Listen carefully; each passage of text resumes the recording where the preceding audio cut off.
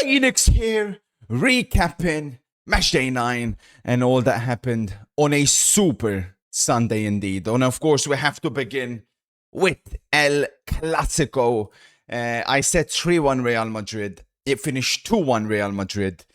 It should have been 5-1 Real Madrid. I mean, it was as one-sided as I've seen the opposite way, because most of the recent ones, of course, Barca have been the team dominating them.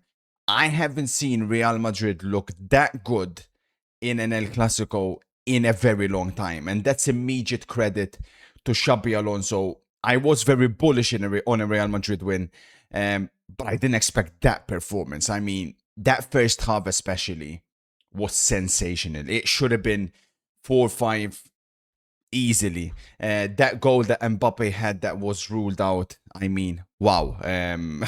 Crazy how you can disallow a goal like that. 10 centimeters, it is what it is. That's the era that we live in. But I just absolutely loved the way Real Madrid were set up. It seems like they struck the perfect balance, something which they've been missing, especially in the big games. Vinicius was absolutely unplayable. I've all my thoughts on him, but Koundé couldn't deal with him. And what made me confident in Real Madrid win was what I said before the game began, what I mentioned in my video. If Barcelona line up with those two center backs, it's only going to go one way. But before we get to Barcelona, of course, we cannot talk about Jude Bellingham. For me, this is what I got hate because I put him in the combined 11 ahead of Fermin Lopez, but class is permanent, and that pass that he gave, especially for a non-Spanish player, and I say that because if Pedri gave that ball, I mean, all of La Liga would be going crazy. But an Englishman playing a pass like that in an El Clasico, there's something just beautiful about it. It's as good of a pass as you'll see. And of course, Mbappe timed his run to perfection and went on to score. Real Madrid gave Barcelona the only goal. That was a Goller mistake. It's a shame for that because he wasn't bad, but you can't make those type of mistakes in these type of games. Then they did get a gifted penalty. As soon as Mbappe missed it, I thought, damn, this, the footballing gods don't like when they gift you penalties and you don't take them. Absolute nonsense for me how those kind of penalties are given. What's the defender supposed to do? Chop his hand off? You can't control that when you're going down to slide tackle. So I don't understand, again, in the era of VAR, how those are given. And then Real Madrid decided to drop off a little bit and control the game. We can't unfortunately not talk about the bad things with Vinicius. And people are crying about him getting subbed off, or he shouldn't have been subbed off. Did you not see? It was clear Real Madrid changed their game plan. Rodrigo came in and he worked his socks off on the left-hand side. He was tracking back like crazy. That was the main reason for the substitution. Yeah, he was playing good, but you cannot react like that. 25 years of age and crying because he's been taken off, storming down the tunnel. It's just absolutely embarrassing. It's ridiculous. And then all the talk after the game ends up being on that. And Xabi, instead of celebrating the win and celebrating the masterclass, he's then forced into having to talk about this crybaby after he had a good game. It's just ridiculous. Want to obviously also give a massive shout out Militao. For me, I mentioned this after the Juventus game and Getafe game. He's back to his best, and I don't know if that changes plans now for Real Madrid, because they've obviously needed a centre back. But if Militao, who's still only 27, is able to get back to his best after those two devastating injuries, then I think Militao at this level is better than Konate at any level. So I think he'll change plans for sure for them. And as always, I can't not talk about this guy, man. I've talked about Carreras probably after every single Real Madrid game this season. The way he locked up Lamine Yamal, we'll get into Lamine Yamal, but that is world class. He's barely put a foot wrong in a Real Madrid shirt. He had that one bad game against Atletico, which most of the team had. But what a signing. And I'm already thinking ahead for the World Cup. And obviously, De La Fuente has a tough decision. It's tough because Cucurella's playing good as well. Balde's Balde, but for me, if the most complete is Carreras. I mean, he's absolutely crazy. So we'll see what happens. A lot of time left. Obviously, in football, things change very, very quickly. And Chouamani, that tackle, monstrous in midfield. With Barcelona, you know, I'm waiting for an apology from certain Barcelona fans, you know, claiming I have agendas and this and that. I'll say this immediately. Barcelona will be back, and this title race is far from over. Far from over. I'm fully convinced once Barca recover their players, they can get back to their very best. And once some of their players get back in form, no doubt in my mind. And I still think overall, Barcelona, if they're at their very best, will have an easier time against the lower level opposition in La Liga. Ultimately, that's where titles are won and lost. But Hansi Flick has to answer a couple of questions which I've been asking here, and I'm a bit confused by. I don't know why that centre-back partnership, it doesn't work well. And I don't know why Kobarsi has to be an automatic starter. You know, people have accused me of attacking him, but that's the truth. From what I see, he's definitely not good enough to be a starter week in, week out. It doesn't help when he's paired up with Eric Garcia. And I understand that him and Araujo don't work together. I get that. But Araujo, for me, has been Barcelona's best centre-back this season. I mean, even when he came on, he shut off Mbappe a couple of times. I'm dumbfounded why that's not the case. Even, I know Hansi Flick's style is different, but Conte's been awful. I don't think Vinny's doing that against Araujo. We've seen in the past when the two matched up against each other, more often than not, Araujo got the better of him. These are adjustments that Flick has to make. Like, you can't just always play the same way and your way, irrespective of the opposition. And it leaves me a little bit confused. I don't understand. And when Christensen comes back, I firmly believe the partnership should be Christensen and Araujo. Then, of course, we can't get onto the front line. Rashford, terrible yesterday. Pedri, the thing I didn't like with Pedri the most is something Xavi and Iniesta used to do. You know, Barcelona players, they like to act all innocent at times, but that one when Bellingham, not even, like slight movement with his hand and he goes down pretending like he's been elbowed in his face. That kind of stuff just irritates me. Xavi and Iniesta used to do that. Busquets, of course, was notorious for that. They were overrun in midfield yesterday. And let me tell you something. I don't care that he scored. I don't care that he scored. What a selfish little loser. Who exactly does this guy think he is? I'm confused. You're not Messi, bro. Like, the amount of shots this guy was taking when other players were in better positions than him is laughable. And that's why I mean all the praise about this guy, this and that. Yeah, he's in a good scoring form. He just took all the shots. So many players in better positions, it's ridiculous. And Ferran Torres, this is the big ultimate Barcelona problem that they have. I mentioned in the summer video, it's going to be an issue because he's not good enough, right? Like, he'll turn up in certain games, but he's not good enough. Then you've got Lewandowski, who's obviously on the decline.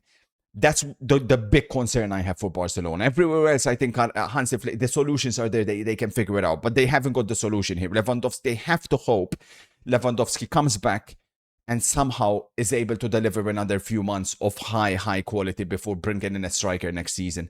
That's the concern. And then, of course, Lamine Yamal.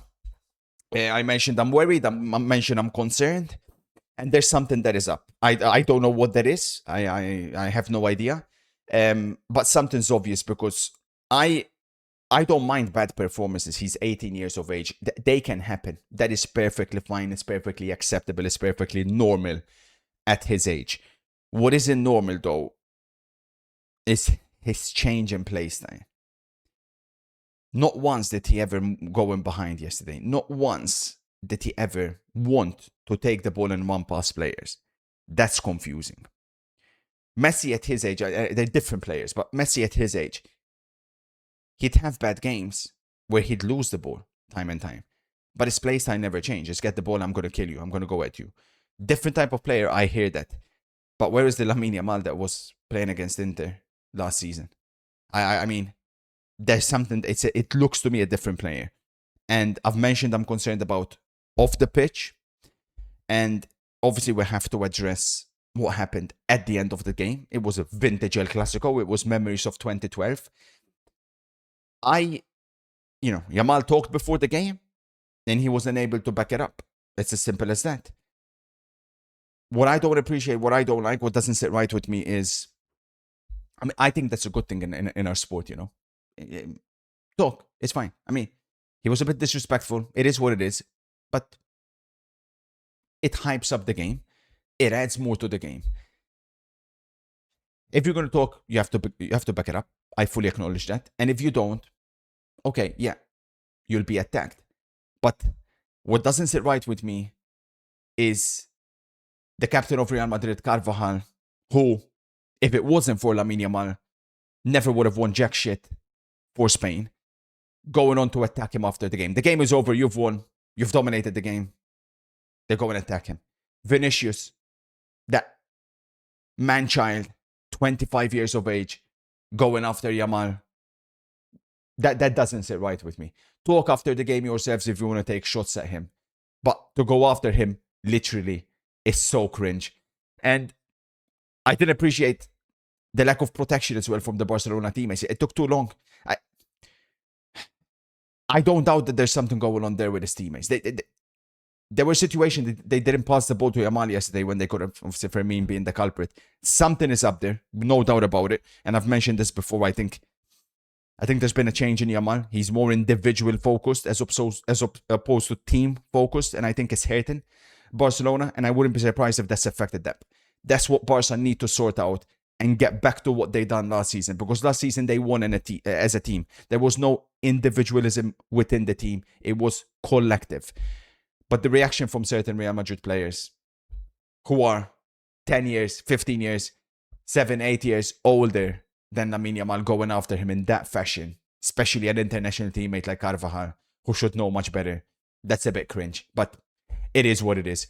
Congratulations, of course, to Real Madrid, but there was no need for that, in my opinion. Then, of course, on to the Premier League. Arsenal versus Palace. I changed. Initially I said both teams to score, but then I changed it to Palace plus 1.5, and it came off. I thought it was an absolute steal.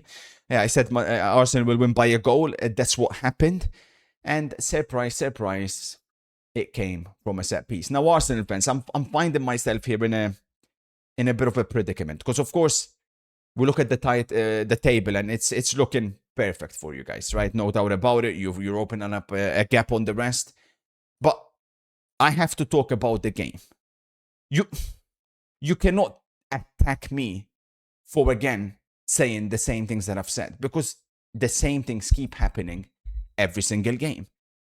If it's not for a set piece, can you actually genuinely unlock a defense? Because I'm confused at this point. I thought the attack was so poor. Saka yesterday was way off it.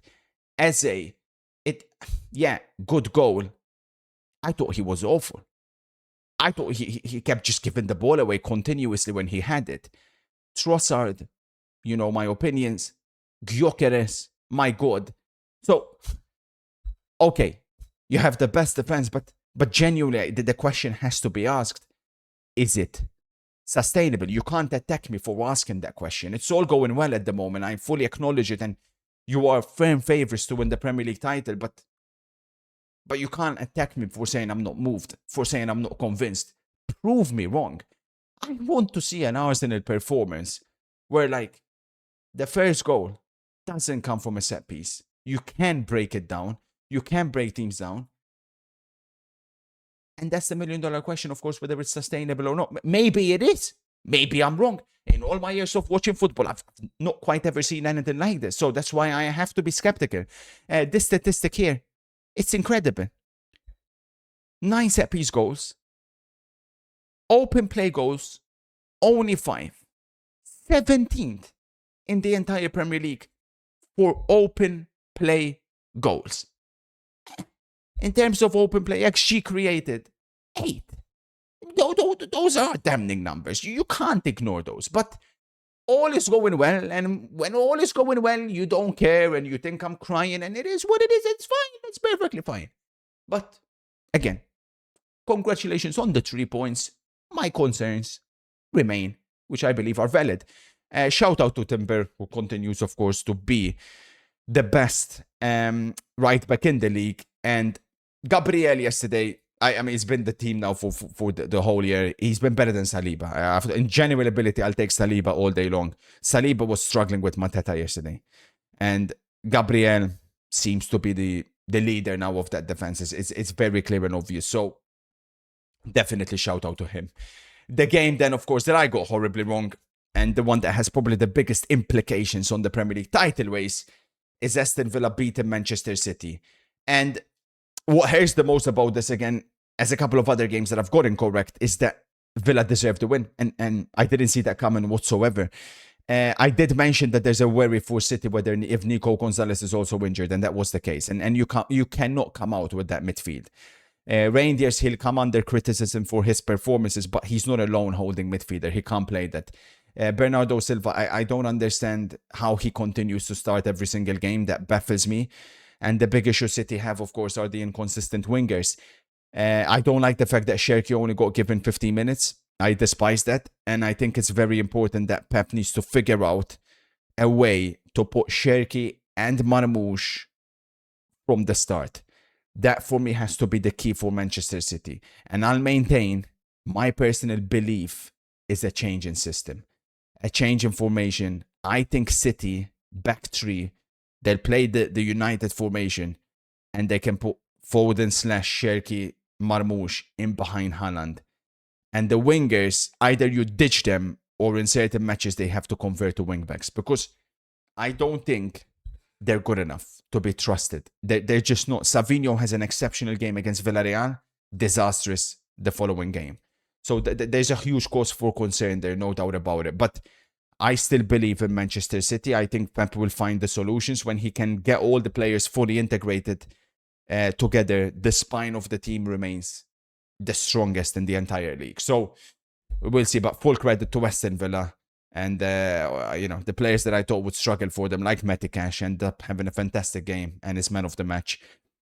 This guy remains one of the signings of the decade for me in the Premier League, to get him on a free transfer. I honestly think he can start for most teams in the Premier League, no hesitation whatsoever. Fantastic player. Congratulations to Villa on their good run. And, of course, congratulations to Bournemouth, who move up to second. Then comes the Spurs game, which, again, I got completely incorrect. I didn't foresee a Spurs win coming whatsoever. And, yeah, same, I guess, theme with Spurs with Arsenal. What's going on in North London? I grew up watching those fantastic Arsenal and Spurs teams. It's definitely a change in style. And I'll say it immediately. You can 100% say Pickford should do better, but I am bored. I am sick and tired of watching this. And I've said this before, and I'll say it again.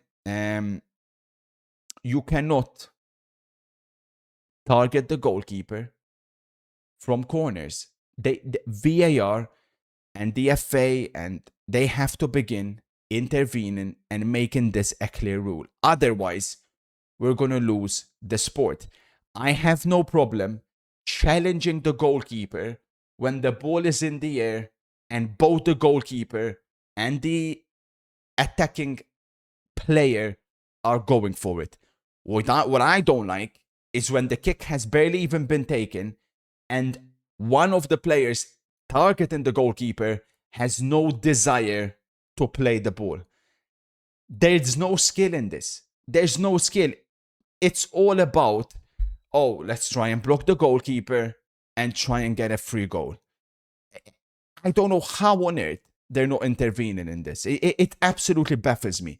And something has to be done. Obviously, Arsenal started it now. Spurs are copying it. Everybody's trying to copy it. Some can do it more than others.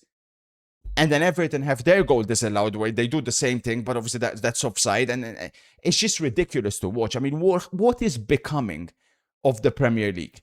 Funnily enough, long throws, for me, I have much less of a problem because most times they're not targeting the keeper. But again, when they are targeting the keeper, the same thing applies. Something has to change. There has to be an intervention. With Spurs, yeah, it's the same. It's tough to know how to feel because they're not playing well. I mean, it's dead to watch. It's how they're third, I have no idea. They have so many issues. But yeah, Frank has got what seems to be the meta in the Premier League. Get the physical players, attack the set pieces. Something has to change. And it has to begin with setting clear rules. And next up, of course, was in Italy, where Roma won again by a goal to nil. I don't know how they're pulling this. They go, of course, joint top of the league with Napoli on 18 points. Look at that. How can someone have 8 goals scored, 3 goals conceded, and have 18 points from that? Is quite remarkable. I mean, they're continuing where they left off last year under Ranieri, which is winning every game 1-0. And last but not least, of course, is a Juventus team which is now winless in 8 matches. Big problems. Tudor again keeps trying new stuff. I think it's over now. Dead man walking for Tudor. It's a Juventus team who, remember, set out initially to try win the league. That always is what Juventus tries and do. They keep spending money, but nothing is clicking for them. Jonathan David basically assisted the Lazio goal and continues his awful form. Shocking refereeing all around in the Serie A this week. And I thought initially the Concesa wasn't a penalty. There was an angle then that clearly shown it was a penalty. But then how on earth McKennie didn't get sent off. I mean, just awful decisions all the way through. As always, here's my team of the week. Vicario, by the way, absolutely sensational. Back-to-back team of the weeks for me, Champions League and Premier League. Hakimi, wow. Militao, like I said, back to his best. He'll form a partnership with his fellow international teammate, Gabriel Van den Ven. Then I put Vitinha, Kimmich, Anguissa, unlucky to miss out. Vitinha has been sensational.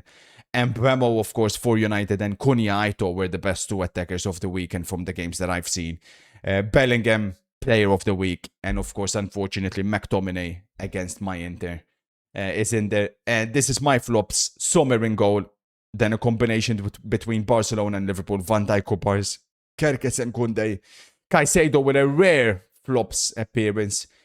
João Pedro, awful. Lamine, terrible. Savinho, and my lone striker is Jonathan David.